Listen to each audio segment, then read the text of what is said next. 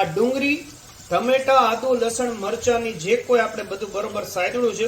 આમ તકલીફ નથી, મચકોડી નથી ગયો, પણ ખબર નહીં હવે કોકવાર છે ને 2 દિવસથી ચાલવામાં થોડોક પ્રોબ્લેમ પડી ગયો છે. કરતા ભલામણા સાવ ફ્રી છે. તમારા એક સબસ્ક્રાઇબ થી, એક લાઈક થી અમને ઘણું બધું મોટિવેશન મળતું હોય છે, ઘણી બધી મહેનત લાગતી હોય છે. 10 રૂપિયામાં નીકળ્યા છે 1 2 3 4 ને 5, એટલે 2 રૂપિયાનું એક બિસ્કિટ પડ્યું છે ભાઈ. લીંબડી, ચૂડા, ચોરાવનગર, વઢવાણ અને અત્યારે જો સુરેન્દ્રનગર ગેટે આવશે. આપણું શાક બનીને રેડી છે ભાઈ, સુપર શાક બન્યું છે.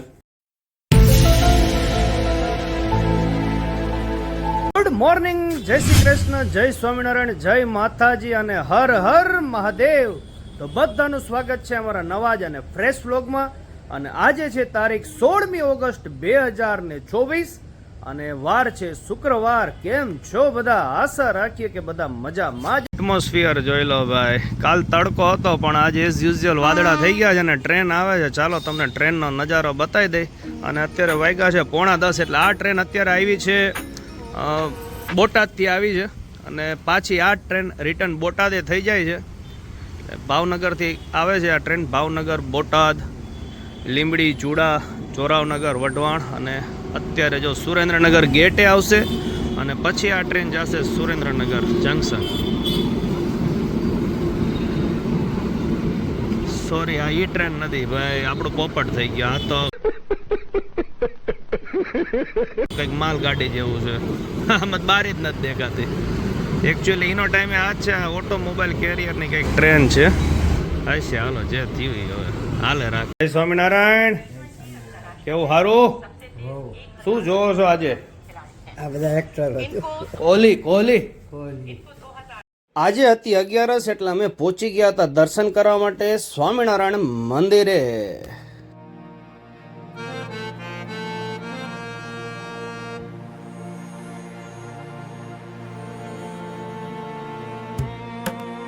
તેમજ સરસ મજાના કલાત્મક હિંડોળાના પણ આપણે દર્શન કર્યા હતા. સ્વામિનારાયણ ભગવાન હિંડોળે ઝૂલી રહ્યા હતા.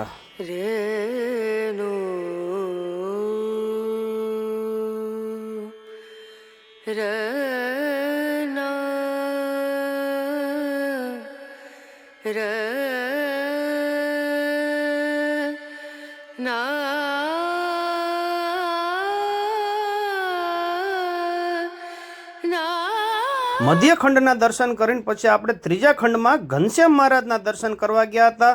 પણ અહીંયા ઘનશ્યામ મહારાજની મહિમા લખેલી છે અને આ ઘનશ્યામ મહારાજની મૂર્તિ પરમ પૂજ્ય પ્રમુખ સ્વામી મહારાજના વરદ હસ્તે આની પ્રાણ પ્રતિષ્ઠા થયેલી છે. કઈ તારીખે થયેલી છે તેની બધી વિગત લખેલી છે. તો બોલો સ્વામિનારાયણ ભગવાનની જય. ભગવાન બધાની મનોકામના પૂરી કરે. વાગ્યા છે બપોરના 1:20 અને આવી ગયા છે ઘરે ને બેસી ગયા છે જમવા. જમવામાં આજે 2 શાક છે. એક તો ઢોકળીનું બનાવ્યું છે ભાઈ અને એક છે મગનું શાક. ઓકે, રતલામી સેવ, કાંદા, ગોળ, છાસ, જમાવટ પાડતી હતી. 2 શાક આજે કેમ? આમાં તો તારા ડીશમાં નથી ઢોકળીનું શાક. અચ્છા, ઓકે, રેડી લો. સહેલેંગે થોડા સા. છે સાંજના 7:30 અને લાગી ગઈ છે ભૂખ. બીજો કઈ નાસ્તો કરવાની ઈચ્છા નહોતી, કારણ કે આજે ઘરે કંઈક નવીન આઈટમ બનાવવાની છે. એટલે જોઈ લો, આપણે લઈને આવી ગયા છીએ ભાઈ જીમ જામ નહીં, જામીન બિસ્કિટ છે અને મને ખરેખર આ બહુ ભાવે છે. ચાલો આનું અનબોક્સિંગ કરીએ. અનબોક્સિંગ થઈ ગયું છે. 10 રૂપિયામાં નીકળ્યા છે 1 2 3 4 ને 5, એટલે 2 રૂપિયાનું એક બિસ્કિટ પડ્યું છે ભાઈ. ચાલો આનંદ લઈએ આનો. ખરેખર બહુ મસ્ત આવે છે.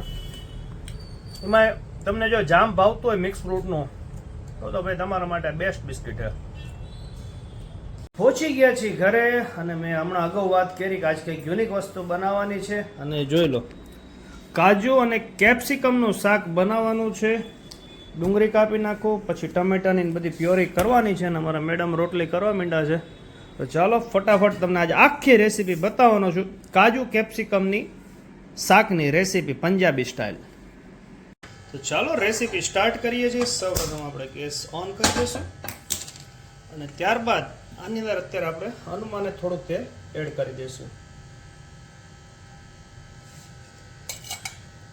તેલ ગરમ થઈ ગયું છે એટલે આપણે સૌ પહેલા આની અંદર આપણે જે કાજુ છે એને આપણે થોડાક સેલો ફ્રાય કરવાના છે.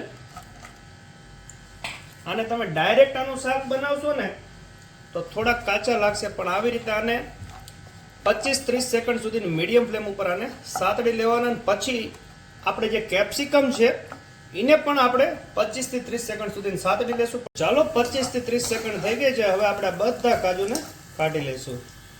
તમે જોઈ શકો છો આપણા કાજુ મસ્ત મજાના થોડાક સેલો ફ્રાય થઈ ગયા છે. હવે આને સાઈડમાં મૂકી દઈશું. આને એકદમ ડાર્ક બ્રાઉન નથી કરવાના કાજુને, ખાસ ધ્યાન રાખજો, જો બળી જશે તો સ્વાદ નહીં સારો. હવે આપણે કેપ્સિકમ કટ કરીને રાખ્યું છે. તમારે આ સાઈઝનું કેપ્સિકમ કટ કરીને રાખવું એટલે થોડી મજા આવે. હવે આને પણ આપણે મીડિયમ ફ્લેમ ઉપર 25 થી 30 સેકન્ડ સુધી આને સાતડી લેશું. 30 સેકન્ડ જેવું થઈ ગયું છે. હવે ગેસની ફ્લેમ આપણે બંધ કરી દઈશું અને કેપ્સિકમને પણ આપણે કાઢી લેશું.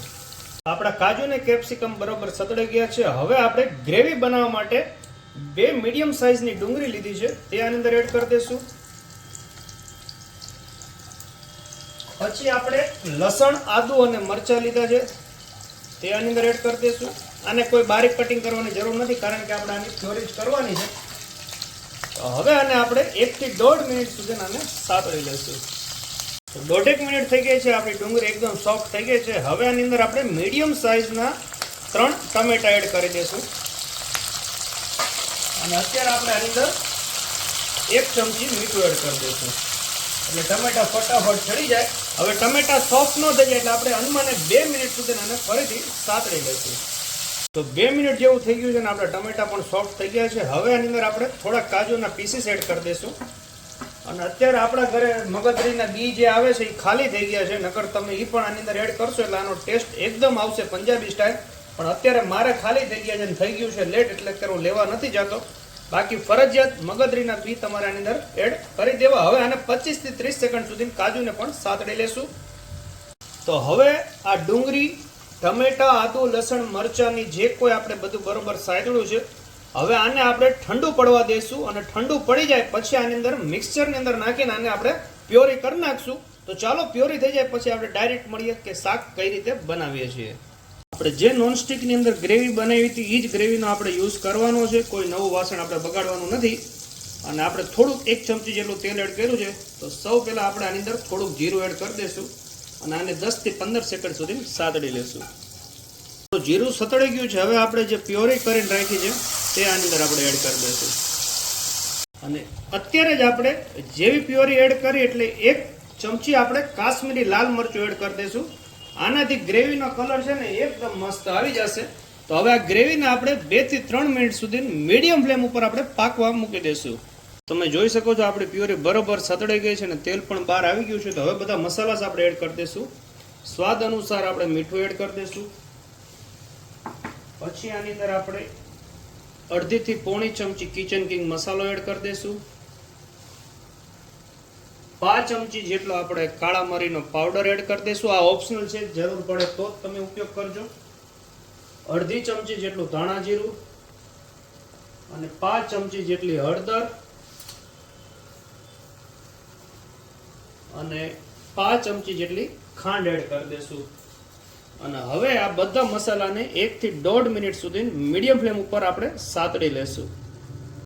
તો આપણા બધા મસાલા ગ્રેવી સાથે તમે જોઈ શકો છો બરોબર સતળાઈ ગયા છે. હવે આની અંદર આપણે જે કાજુ આપણે સેલો ફ્રાય કરીને રાખ્યા હતા તે આની અંદર એડ કરી દઈશું. પછી કેપ્સિકમ આપણે જે સેલો ફ્રાય કરીને રાખ્યા હતા તે આની અંદર એડ કરી દઈશું. અને આની અંદર આપણે ગ્રેવી જે આપણે બનાવી હતી જે મિક્સચરમાં,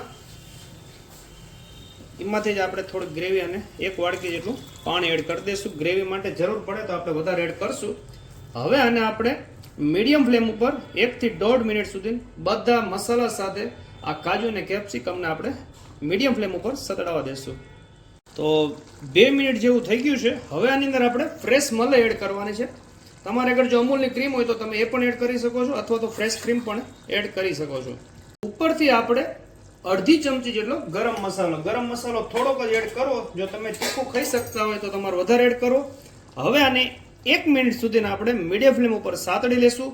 અત્યારે આપણી આગળ 3 વસ્તુ આની અંદર મિસિંગ છે. મેં પહેલા જ કીધું કે આપણે જ્યારે ગ્રેવી બનાવી ત્યારે મગજરીના બી નહોતા, પ્લસ કસૂરી મેથી નથી આપણી આગળ, અને ત્રીજી વસ્તુ આજે ફ્રેશ ધાણા ખાલી થઈ ગયા છે, એટલે 3 વસ્તુ મિસિંગ છે. નકર અત્યારે કસ્તુરી મેથી તમે અત્યારે એડ કરવાની અને ફ્રેશ ધાણા તમારે છેલ્લે 2 એડ કરવાના હોય છે. પણ કંઈ વાંધો નહીં, તોય આ શાક ખાવાની મજા આવશે. ચાલો 1 મિનિટ પછી મળીએ, શાક આપણું રેડી હશે. ચાલો આપણું શાક બનીને રેડી છે ભાઈ, સુપર શાક બન્યું છે. ચાલો હવે ટેસ્ટ કરશું બધા. અને અહીંયા રોટલી પણ બની ગઈ છે. ચાલો બા છાશ બનાવે છે, હાથની હેન્ડમેડ. હા હા, તાકાત તો ઘણી છે હે. રોટલા ખાધેલા હે પેલાના, તાકાત તો હોય જ ને. વાત તો સહી હે. પોણી કલાકની મહેનત બાદ આપણે આપણા રૂમમાં આવી ગયા છે, કારણ કે સખત ગરમી થતી હતી, આખા નીતરી ગયા છે. અને જોઈ લો આપણું શાક બની ગયું છે, મસ્ત મજાનું કાજુ કેપ્સિકમ રોટલી. અને આરોભાઈ માટે જોઈ લો સ્પેશિયલ જાડી રોટલી. હે આરોભાઈ, કેવું રહ્યું આરોભાઈ? બહુ જ મસ્ત છે. મસ્ત છે ને. આજ જરાય તીખું નથી બન્યું, દર વખતે તીખું કરી છે. કાંદા છે અને મસાલાવાળી છાશ એઝ યુઝ્યુઅલ. તો પછી તમને આ રેસીપી કેવી લાગી તે કોમેન્ટમાં જરૂર કહેજો. અને તમે લોકો અમારા વિડીયો તો જોવો છો, પણ લાઈક નથી કરતા અને સબસ્ક્રાઇબ તો સાવ નથી કરતા. ભલામણા સાવ છે. તમારા એક સબસ્ક્રાઇબ થી, એક લાઈક થી તમને ઘણું બધું મોટિવેશન મળતું હોય છે, ઘણી બધી મહેનત લાગતી હોય છે એક વિડીયો બનાવવા માટે. તમને લાગતું હશે કે ભાઈ ગમે એમ બોલી નાખવાનો વિડીયો ભેગો થઈ જાય, એવી રીતે નથી થતો. જે રોજ વ્લોગ્સ બનાવતા એમને તમે પૂછો કે આની પાછળ ખાલી એડિટિંગની અંદર 1.5 થી 2 કલાક જતી રહેતી હોય છે. તો સપોર્ટ કરતા રહેજો. અને આવા સુરેન્દ્રનગરના તેમજ બહારગામના પણ વિડીયોઝ આપણે ભવિષ્યની અંદર લાવવાના છીએ. ને આપણે કાલ અથવા તો પરમ દિવસે આપણે બહારગામ પણ ક્યાંક જવાનું છે, તેના પણ વિડીયો આવવાના છે. તો ચાલો બધા અત્યારે પહેલા જમી લઈએ. ચાલો, સરસ મજાનું જમી લીધું છે ને ભાઈ, એટલું મસ્ત બન્યું હતું આજે, એટલે હું મારા વખાણ નથી કરતો. તું સાલા ભોળા દિખતા હે લેકિન હે એકદમ હોશિયાર હો. પણ બધાને એટલું ભાવ્યું ને, બધું શાકે પૂરું થઈ ગયું. અને જેટલી રોટલી બનાવી હતી એ પૂરી થઈ ગઈ. બાટો વઘારેલી ખીચડી બને છેલ્લે એ ખાઈ લીધી. એટલી મજા આવી ગઈ. અને અમારા મેડમ હજી કન્ટિન્યુ બેટિંગ ચાલુ છે. મેડમ હવે પૂરું થઈ ગયું, ઊભા થાવ હવે. રેડી? ગજબ બેજતી હે ભાઈ જોઈ લો, આપણને 2 દિવસથી પગમાં છે ને આમ તકલીફ નથી, મચકોડી નથી ગયો, પણ ખબર નહીં હવે કોકવાર છે ને 2 દિવસથી ચાલવામાં થોડોક પ્રોબ્લેમ પડી ગયો છે. અને ટ્યુબ લગાડી દે છે મેડમ. Thank you madam. અને આ જોઈ લો વ્લોગ ચાલુ છે કાલનો વ્લોગ નો જોયો તો જોયો જ. આરોભાઈનું મોઢું જુઓ. આરોભાઈ શું કરો છો? બેકપેક. હવે જો હવે ભાવક જાનની એક્ઝામ ને બુક કે આવી ગઈ. Okay, very good. આની અંદર તને ઘણી બધી ડિટેલ્સ મળશે, ઇતિહાસ બધો, હિસ્ટ્રી આપણી હોય ને એ બધું મળશે. ચાલો આજના વિડીયોને એ જ એન્ડ કરી છે. મળીએ નવા વિડીયોમાં, ત્યાં સુધી અમને રજા આપો. આશા રાખી કે તમને આજનો અમારો વિડીયો અને આજની અમારી આ રેસીપી ગમી હશે. Bye bye, good night.